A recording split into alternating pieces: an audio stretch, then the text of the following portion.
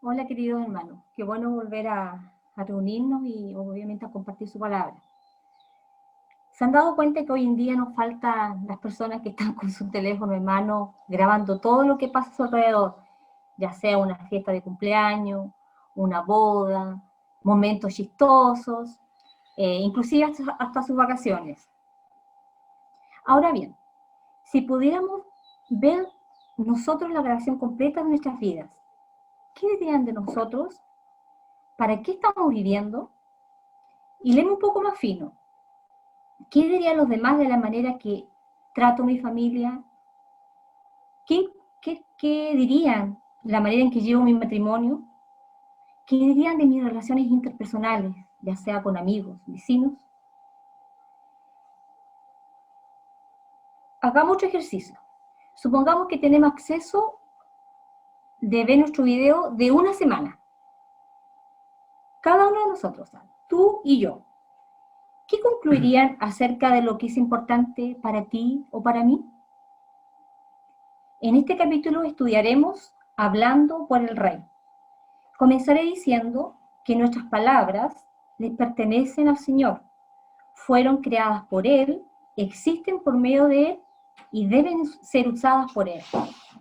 Así es, se nos dio la capacidad de comunicarnos para que nuestras palabras nos ayuden a hacer su obra y darle la gloria a Él. Él es la fuente y la meta de nuestras palabras. ¿Estamos hablando en nombre del Rey? Aquí estamos enfatizando que tenemos una responsabilidad que se nos ha dado. Es una tarea especial, es un llamado interno. Entonces, nuestra pregunta es, ¿cuál es la tarea que el gran orador tiene para nuestras bocas? Para eso buscaremos en la Biblia 2 de Corintios 5, versículos 11 al 21. Conociendo pues el temor del Señor, persuadimos a los hombres, pero a Dios le es manifiesto lo que somos, y espero que también lo sea a vuestras conciencias. No nos recomendamos, pues, otra vez a vosotros, sino os damos ocasión de gloriaros por nosotros, para que tengáis con qué responder a los que se glorían en las apariencias y no en el corazón. Porque si estamos locos es para Dios, y si somos cuerdos es para vosotros. Porque el amor de Cristo nos constriñe, pensando esto, que si uno murió por todos, luego todos murieron. Y por todos murió, para que los que viven ya no vivan para sí, sino para aquel que murió y resucitó por ellos. De manera que nosotros de aquí en adelante a nadie conocemos según la carne. Y aun si a Cristo conocimos según la carne, ya no lo conocemos así. De modo que si alguno está en Cristo, nueva criatura es. Las cosas viejas pasaron, he aquí todas son hechas nuevas. Y todo esto proviene de Dios, quien nos reconcilió consigo mismo por Cristo y nos dio el ministerio de la reconciliación. Que Dios estaba en Cristo reconciliando consigo al mundo, no tomándoles en cuenta a los hombres sus pecados, y nos encargó a nosotros la palabra de la reconciliación. Así que somos embajadores en nombre de Cristo. Como si Dios rogase por medio de nosotros, os rogamos en nombre de Cristo, reconciliados con Dios. Al que no conoció pecado, por nosotros lo hizo pecado, para que nosotros fuésemos hechos justicia de Dios en él. Primeramente, Pablo nos dice que somos llamados a ser embajadores. El trabajo de un embajador es representar a alguien. Ese alguien vive en su tierra natal, pero es llevado a otro país. Su llamado no se limita a unas cuantas horas. Él va a ser siempre el embajador, en todo momento. Embajador significa entonces llevar algo, ¿no es cierto?, a alguien, y esa persona puede ser un líder, puede ser un rey, puede ser un primer ministro, puede ser cualquier persona. Cuando un embajador asume sus responsabilidades, su vida deja de ser suya propia. Aquí Pablo es radical en su mensaje. Hemos sido llamados a ser embajadores del Rey. Dios nos ha puesto donde Él quiere que le necesitamos. Si realmente quiero hablar como Él, debo estar consciente de mi posición como embajador. Pablo dice, 1, que esta vida antigua que giraba alrededor mío ya pasó. Somos una nueva creación. 3, la vida en que procurábamos nuestros propios deleites y en lo que hacíamos cualquier cosa para obtener lo que deseamos, está muerta y enterrada. Hemos sido reconciliados con el Señor. Nuestra comunicación siempre debe estar alineada con nuestro rol como embajadores, es decir, dar a conocer su misión, sus métodos y su carácter. Pero debemos ser sinceros y honestos. No hay situación en la vida en la que quizás no vamos a luchar porque están nuestros intereses y también están las de Dios. Siempre será fácil alejarnos del propósito de Dios y dirigirnos hacia el nuestro. Esto suele suceder en forma sutil y engañosa, debido a que como creyentes todavía no estamos libres del pecado. No podemos ser embajadores victoriosos si eres motivado primeramente a tus propios intereses. Tampoco podemos ser embajadores a medio tiempo. Debemos recordar que hemos sido enviados por el Rey para hablar por Él. También hemos sido llamados a representar al Rey de una manera que encarna. ¿Encarnar qué significa? Tomar forma humana personificada. Entonces, ¿qué significa esto para nosotros? Primero, que es una posición de gran honra y majestad, que somos sus manos, sus oídos, sus ojos, su boca. Cuando vivimos y hablamos con la intención de encarnar a Cristo, reflejamos la obra que Él hizo sobre la tierra. Él vino a conocer al Padre, como lo podemos ver en Juan 14. Jesús estaba comprometido con su Padre y haciendo su voluntad. Así, de la misma manera en que Cristo reveló al Padre, nosotros somos llamados a revelar a Cristo. Es decir, somos llamados a encarnar a Cristo.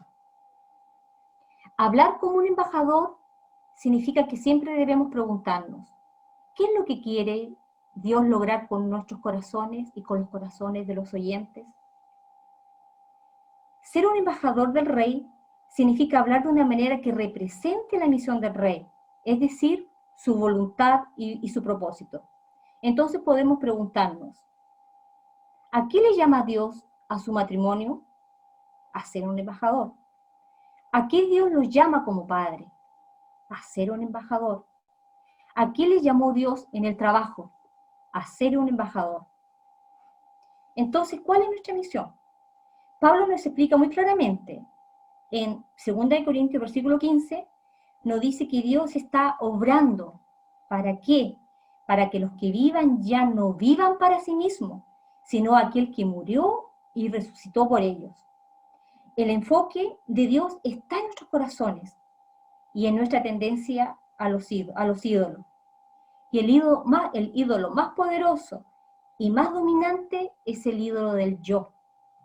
Jesús vivió, murió y resucitó para destruir nuestra esclavitud del ídolo. Su meta es que seamos transformados por medio de su gracia, para adorarle y servirle a Él. A medida que Él nos vaya transformando, nos pareceremos más a Él y le representaremos fielmente como sus embajadores. Como dije anteriormente, nuestra misión es el corazón. Y es aquí donde nuestra adoración, ya sea a Dios o puede ser a los ídolos. Como embajadores, tenemos que estar enfocados en el corazón. La mayor parte del tiempo hablamos de los asuntos físicos de nuestras vidas, es decir, nuestro trabajo, nuestra casa, nuestros hijos, la gente que nos rodea. Le voy a dar ejemplos más comunes en la vida cotidiana.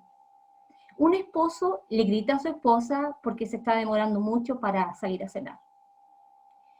Una madre le grita a su hija porque su pieza está completamente desordenada. Un hijo se queja contra sus padres porque no le compró las zapatillas que él quería.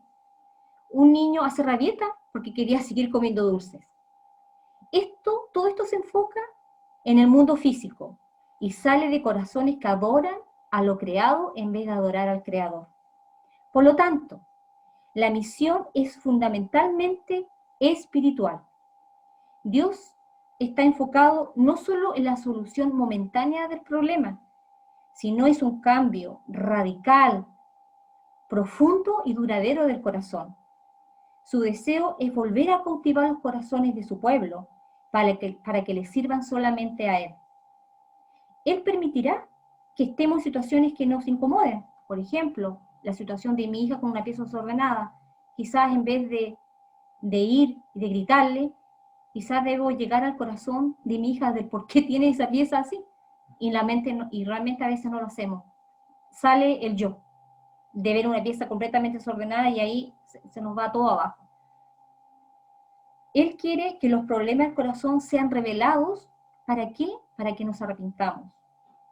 Muy a menudo nuestras palabras suelen ser lo que más claramente revela lo que hay en nuestros corazones. Le hemos fallado muchas veces en esto y optamos por el pan físico y olvidamos la gloria del pan de vida. En la misma forma, también debemos no solamente buscar y entender la misión que el Rey nos ha dado siendo nosotros embajadores, también debemos poder descubrir lo que es el método del Rey para nosotros como embajadores. Como embajadores somos llamados no solamente a decir lo que el Rey diría, podríamos repetir el discurso literalmente, sino más bien decirlo de la forma en que Él lo haría. No estamos con plena libertad para cumplir la misión de la forma que mejor se nos antoje. Debemos acomodar y ajustarnos a la misión de la forma en que el Rey quiere ejecutarla. La forma de ser consistente es con su carácter y su propósito.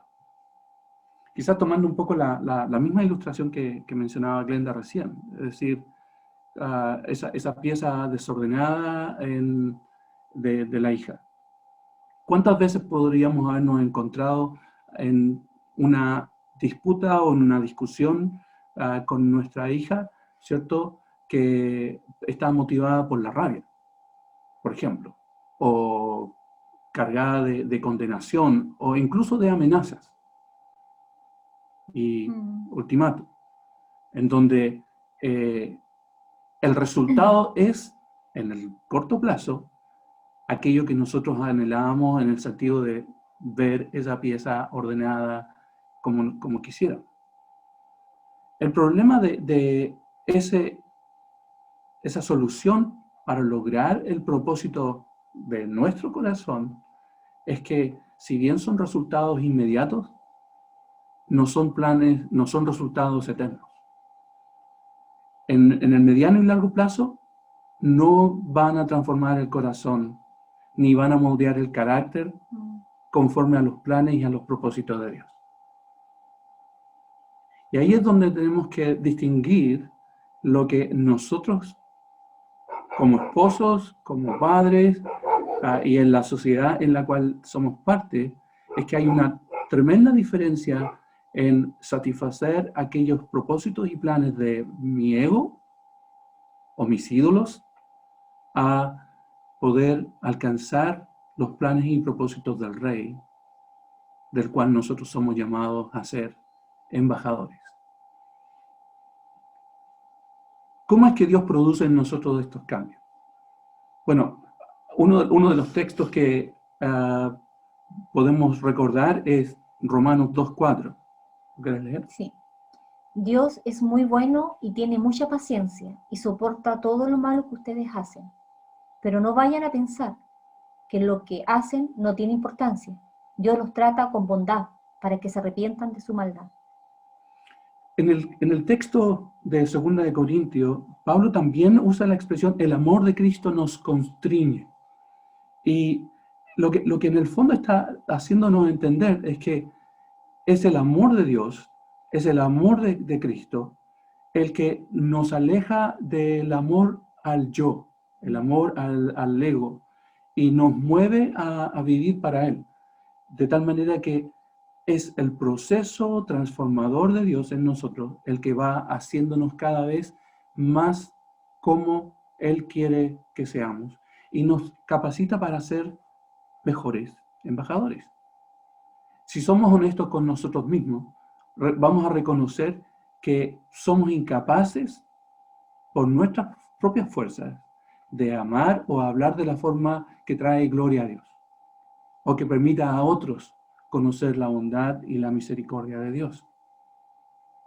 Necesitamos la ayuda de Dios y la transformación de Dios para que este cambio se pueda producir en nosotros. Algunos ejemplos que ilustran que estoy en una constante lucha con mi carne caída.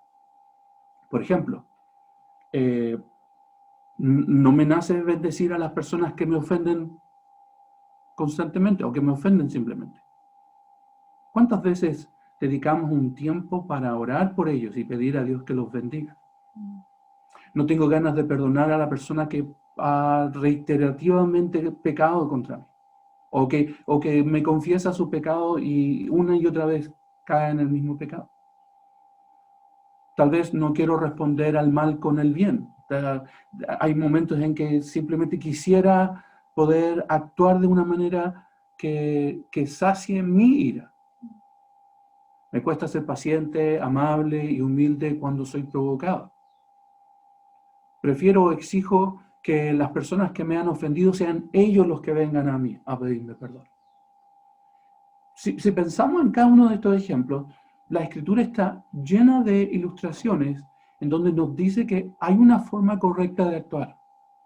Y normalmente esa forma correcta de actuar, que es de acuerdo al modelo del reino de Dios, no es el modelo que yo quiero seguir.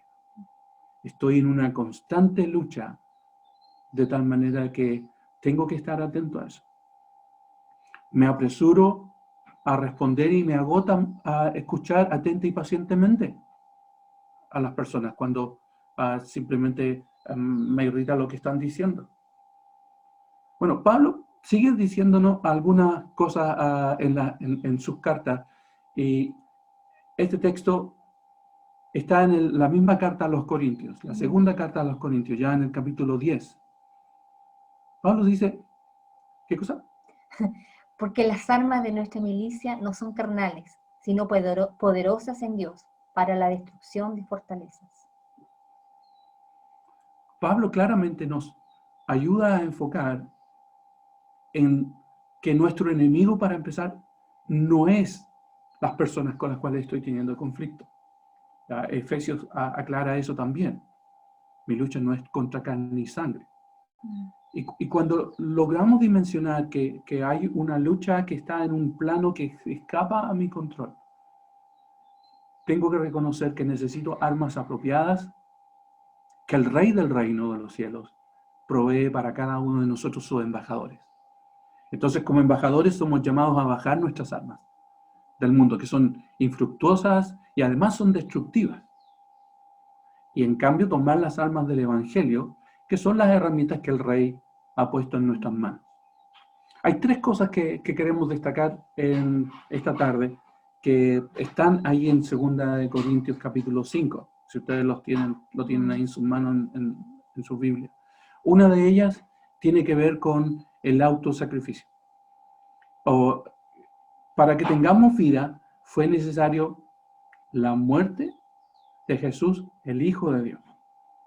Piensen en eso. Antes y lo hemos visto en sesiones anteriores, en el huerto del Edén, la relación del hombre con Dios era perfecta. Ellos disfrutaban de la comunión con Dios. Todos los días podían caminar en el huerto y podían gozarse de Él y podían tener comunión íntima con Él. Por causa del pecado, ellos fueron separados de Dios. Como sus embajadores, y producto de ese pecado, ¿cierto? Dios proveyó una solución y un plan para reconciliar al hombre con Él a través de Jesucristo, su Hijo.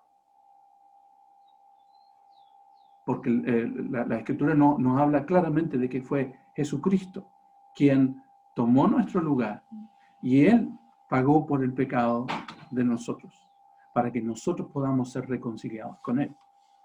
Como sus embajadores, somos llamados a tener esta misma disposición al autosacrificio, con tal que nuestras vidas puedan contribuir a su obra de la transformación en los corazones humanos. Pablo lo ilustra en otra de sus cartas, en Filipenses capítulo 2, que es una de las preciosas cartas de Pablo a las iglesias. ¿Quieres leerlo? Sí. Por tanto, si hay alguna consolación en Cristo, si algún consuelo de amor, si alguna comunión del Espíritu, si algún afecto entrañable, si alguna misericordia, completad mi gozo, sintiendo lo mismo, teniendo el mismo amor, unánimes, sintiendo una misma cosa. Nada hagáis por contienda o por vanagloria, antes bien con humildad, estimando a cada uno de los demás como superiores a él mismo, no mirando cada uno por lo suyo propio, sino cada cual también por lo de los otros. Haya pues en vosotros este sentir que hubo también en Cristo Jesús, el cual, siendo en forma de Dios, no estimó el ser igual a Dios como cosa que aferrarse, sino que se despojó a sí mismo, tomando forma de siervo, hecho semejante a los hombres, y estando en la condición de hombre, se humilló a sí mismo, haciéndose obediente hasta la muerte y muerte de cruz. Pablo está animando a la iglesia de Filipos a cuidar la unidad del cuerpo de Cristo. Y si bien destaqué la parte roja, que es quizás la parte más preciosa del relato ahí, es el lado izquierdo en donde Pablo está diciendo, miren, completen mi gozo, sientan lo mismo, tengan el mismo amor, sean unánimes, sintiendo una misma cosa. Nada hagáis por contienda o por vanagloria, antes bien con humildad, estimando a cada uno de los demás como superiores a él mismo. No mirando cada uno por lo suyo propio, sino cada cual también por lo de los otros. Y luego, como ejemplo máximo de sacrificio, presenta a Jesucristo, el Hijo de Dios, quien se despoja de sí mismo, haciéndose obediente hasta la muerte y muerte de cruz. Recordemos esto, nuestro mayor ídolo es el ego. La mayor lucha es conmigo mismo. Y quizás si lo pensamos en un sentido práctico, piensen en esto. ¿Cómo reacciono cuando alguien me pide que renuncie a mi tiempo, a mi horario, a mis propios planes, a mis posesiones o a cualquier cosa sobre la cual yo tengo control? Y normalmente vamos a descubrir que los problemas y los conflictos ocurren porque estoy en una lucha intentando aferrarme a aquellas cosas que son o que considero que son mías. Por ejemplo, creo que para muchos es fácil ilustrarlo. A lo mejor necesitamos recordar 4 o 5 meses atrás, pero un día largo de trabajo ahí en la oficina o en el lugar donde nos toca laborar, y finalmente cuando voy camino a casa estoy pensando en lo que voy a hacer el resto del día. Ya llegar a casa, seguramente comer algo, sentarme a lo mejor a leer ese libro que estoy tan interesado, o a lo mejor a seguir la serie que estoy tratando de terminar. Y llego a casa y lo primero que escucho es, se acabó el pan, se acabó la leche, hay que ir al supermercado. Todo el plan que yo tenía en mente se esfumó, se desmoronó. Ahora, seguramente podría ser, tal vez, le ha pasado. No creo. No creo que nadie le haya pasado. Pero puede ocurrir lo siguiente, que en ese momento no renunciamos tan fácilmente a mis derechos, a mis planes, a aquello que yo tenía ya reservado para realizar. Y por lo tanto, lo que hago es protesto, reclamo, no sé. Ustedes pueden, ¿cierto?, completar la escena de todo lo que pasa en nosotros. O probablemente voy y hago lo que tengo que hacer, pero refunfuñando, ¿ah? y reclamando. Pequeñas muestras de la lucha constante en la cual yo estoy tratando de retener el control de aquello que considero que es mi derecho. ¿Quién va a tomar la palabra entonces como embajador de Cristo en ese momento y en esa situación? ¿Va a ser mi carne caída? ¿O va a ser el embajador que representa a Cristo? No solo en el discurso, sino en la forma.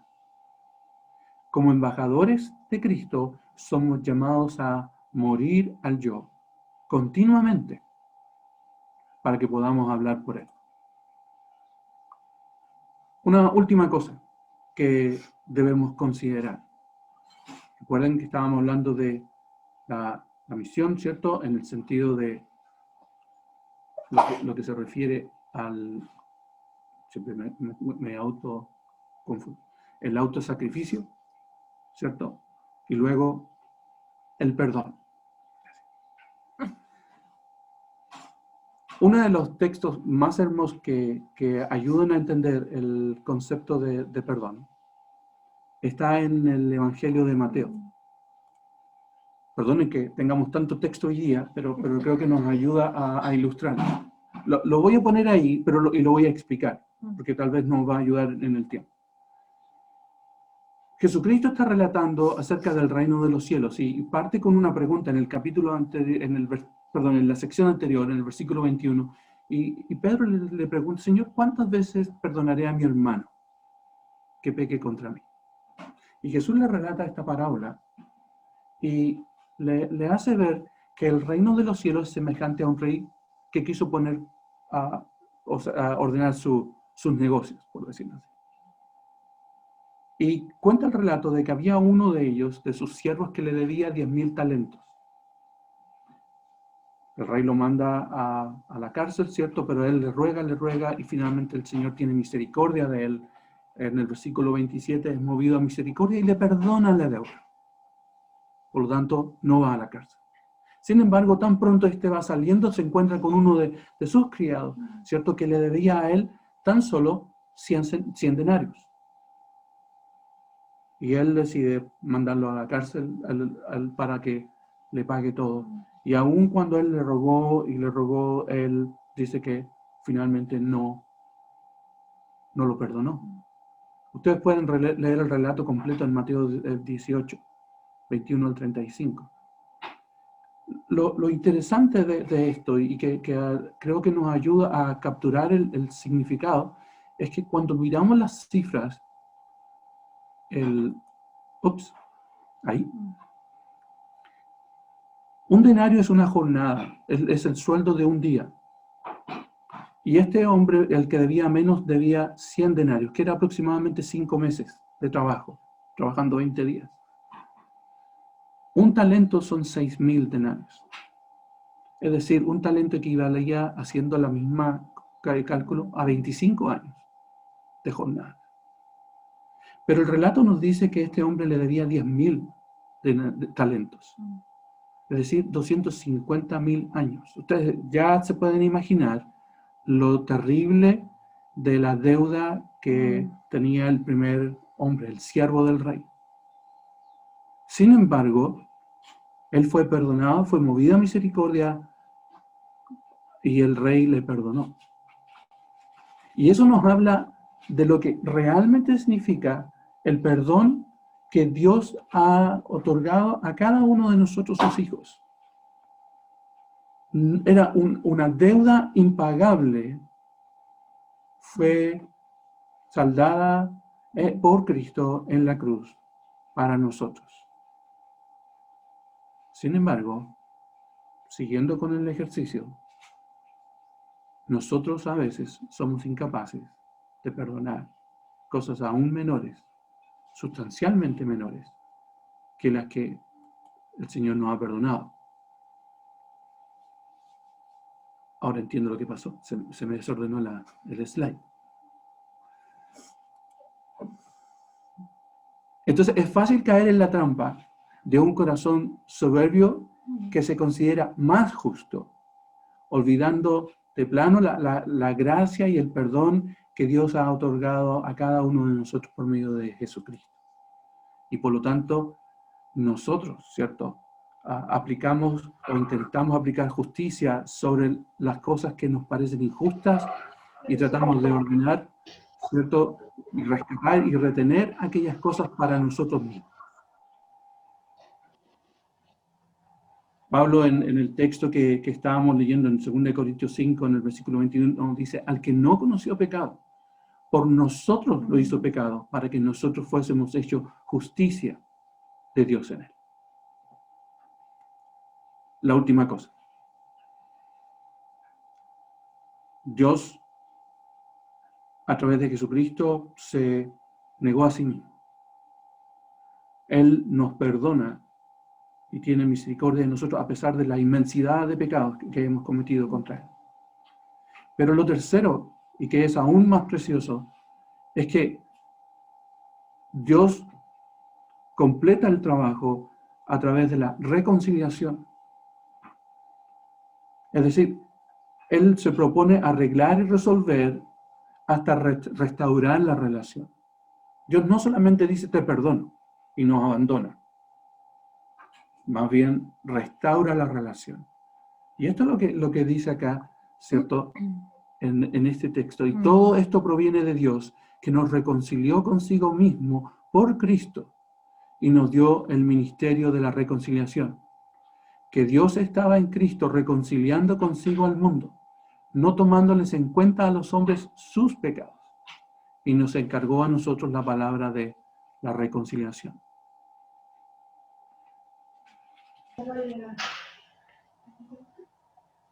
Este es el mensaje del Evangelio, que Dios está obrando a través de Cristo para reconciliar al mundo consigo. Dios está trabajando en nosotros, santificándonos y perfeccionándonos cada día, las 24 horas del día, mientras está obrando a través de nosotros para llevar a otros por quienes también murió Cristo, a quienes también quiere otorgar perdón a través de la fe en Cristo Jesús para ser reconciliados por Él con Dios el Padre. Ahí.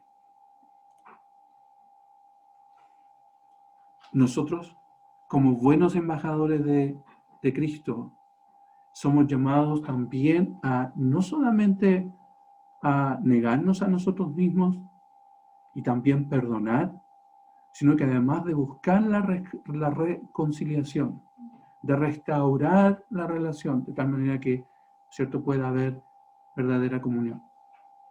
Dios nos llama a vivir y a hablar como embajadores de su reino. Es necesario que estemos plenamente conscientes de que a quien representamos no solamente lo representamos en lo que decimos, sino que también en la forma que la comunicamos. Vamos a pasar a un tiempo de conversación en grupos. Hay una lista de preguntas que hemos preparado para ustedes. Me parece que ya la compartieron en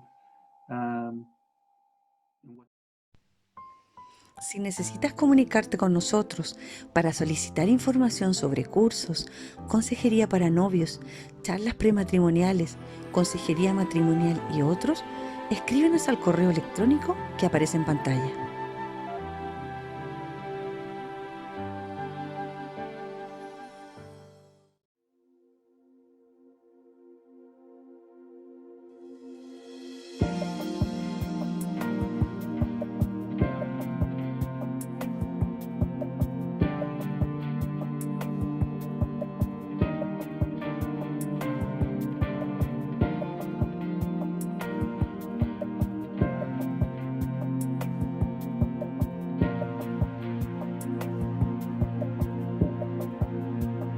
Sin ti, mi Jesús, nada soy. En mí encuentro solo debilidad. Solo en ti, Señor, puedo descansar. Solo en ti.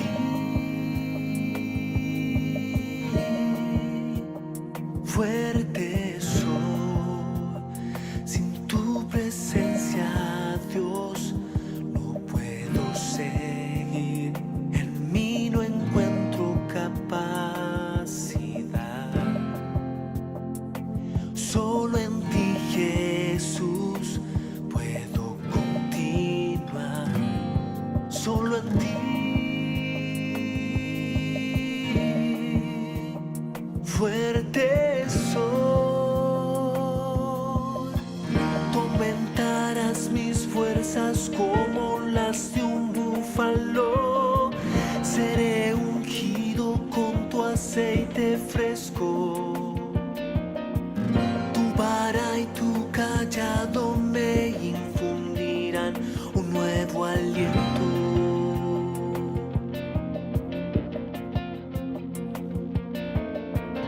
Ciertamente el bien y la misericordia me seguirán todos los días de mi vida, y en la casa de Jehová moraré por largos días.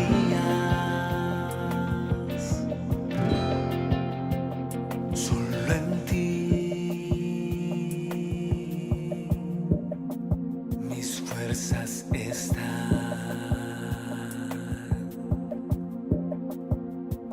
Sin ti, mi Jesús, nada soy. En mí encuentro solo debilidad. Solo en ti, Señor, puedo descansar. Solo en ti.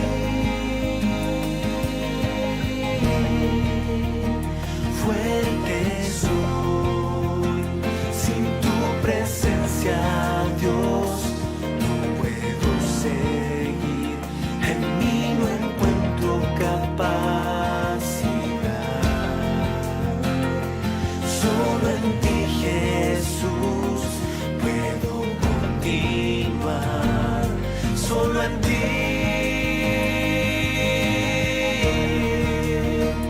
Fuerte soy, aumentarás mis fuerzas como las de un búfalo.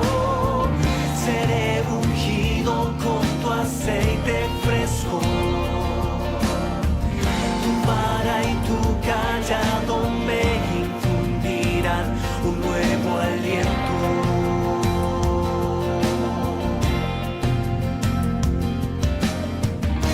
Ciertamente el bien y la misericordia me seguirán todos los días de mi vida, y en la casa de Jehová moraré por largos días.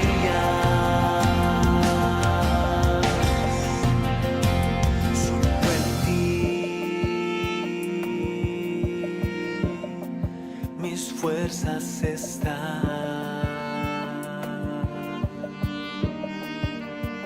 Solo en ti mis fuerzas están.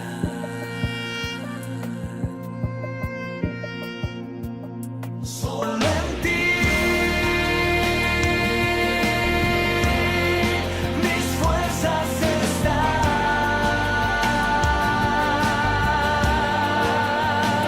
Solo en ti mis fuerzas están.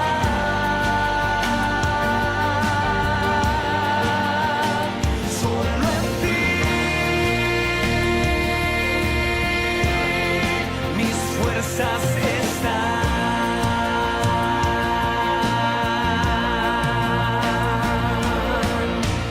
Aumentarás mis fuerzas como las de un búfalo. Seré ungido con tu aceite fresco. Tu vara y tu callado me infundirán un nuevo aliento.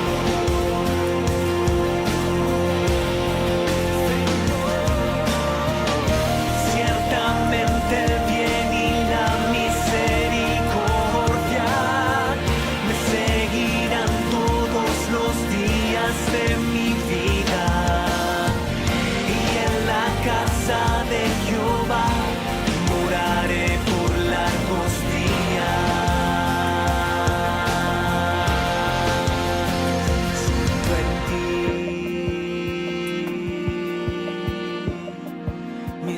fuerzas están.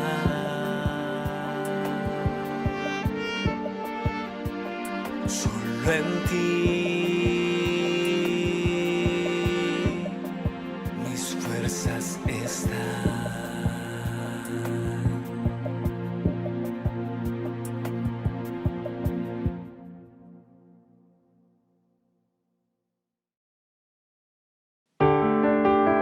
Si usted desea entregar sus diezmos y ofrendas a la iglesia durante este tiempo en que no nos reuniremos presencialmente, el canal que usaremos y que muchos ya usan es la transferencia bancaria a la cuenta de la iglesia.